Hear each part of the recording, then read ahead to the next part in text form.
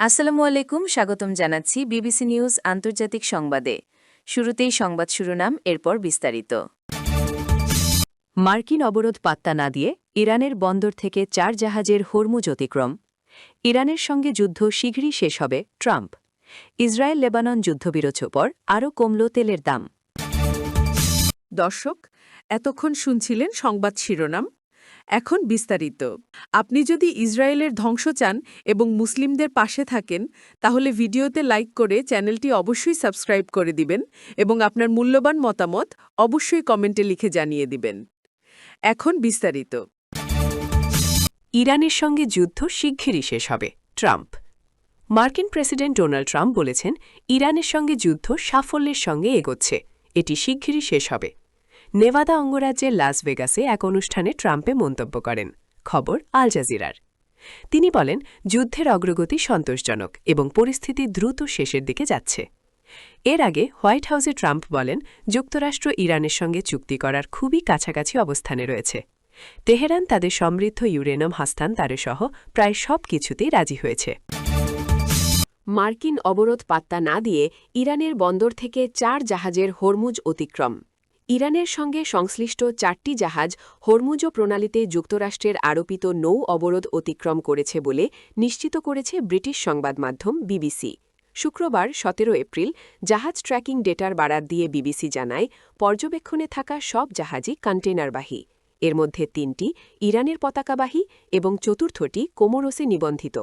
সোমবার ব্রিটিশ সময় বিকাল 3টে থেকে অবরোধ কার্যকর হওয়ার পর যে জাহাজগুলো এটি অতিক্রম করেছে বলে ম্যারিন ট্রাফিকের তথ্য বিশ্লেষণে দেখা গেছে, সেগুলো হল আজারগুন, ইরানের শহীদ রাজাই বন্দর থেকে যাত্রা করে প্রায় বিকাল 4টের দিকে অবরোধ অতিক্রম করে এবং বর্তমানে ভারতের উত্তর পশ্চিমাঞ্চলের কান্ডোলা বন্দরের দিকে গেছে বলে ধারণা করা হচ্ছে।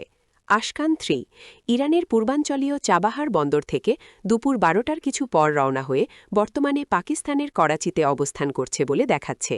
শাবদিস, এটিও চাবাহার থেকে যাত্রা করে রাত প্রায় 9টের দিকে অবরোধ অতিক্রম করে এবং বর্তমানে ভারতের দক্ষিণ পশ্চিম উপকূল কেরালার কাছে অবস্থান করছে বলে তথ্য দিচ্ছে। এর গন্তব্য চীনের জুহাই শহর।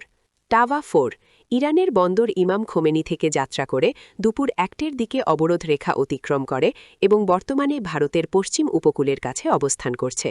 এটি মুম্বাইয়ের নিকটবর্তী জওহরলাল নেহরু বন্দরের দিকে যাচ্ছে বলে জানিয়েছে।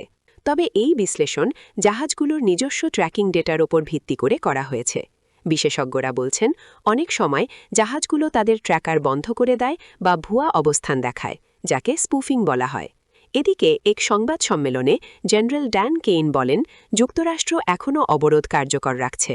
জাহাজগুলো কখন অবরোধ অতিক্রম করেছে এ বিষয়ে জানতে চাইলে মার্কিন সেন্ট্রাল কমান্ড সেন্টকম জানায়, তাদের চেয়ারম্যানের বক্তব্যের বাইরে নতুন করে কিছু যোগ করার নেই। গতকাল মঙ্গলবার মার্কিন প্রতিরক্ষামন্ত্রী পিট হেগসেথ দাবি করেন, যুক্তরাষ্ট্রের নৌবাহিনী বর্তমানে মোট শক্তির 10%-এরও কম ব্যবহার করেই হরমুজ প্রণালীর জাহাজ চলাচল নিয়ন্ত্রণ করছে। তবে জাহাজ ট্র্যাকিং ডেটার এসব তথ্য মার্কিনীদের এসব দাবি মিথ্যা বলে প্রমাণ করে। ইসরায়েল লেবানন যুদ্ধবিরতির পর আরও কমল তেলের দাম। ইসরায়েল লেবানন যুদ্ধবিরতির ফলে মধ্যপ্রাচ্যের সংঘাত শীঘ্রই শেষ হতে পারে এমন আশা দেখা যাওয়ায় বিশ্ববাজারে কমেছে তেলের দাম। শুক্রবার 17 এপ্রিল এক প্রতিবেদনে আল জাজিরা বলছে, ব্রেন্ট ক্রুড তেলের ফিউচার্স 1%-এরও বেশি কমে প্রতি ব্যারেল $98.05 নেমে এসেছে। আর যুক্তরাষ্ট্রের অপরিশোধিত তেলের দাম কমে প্রতি ব্যারেল $94 নিচে নেমেছে।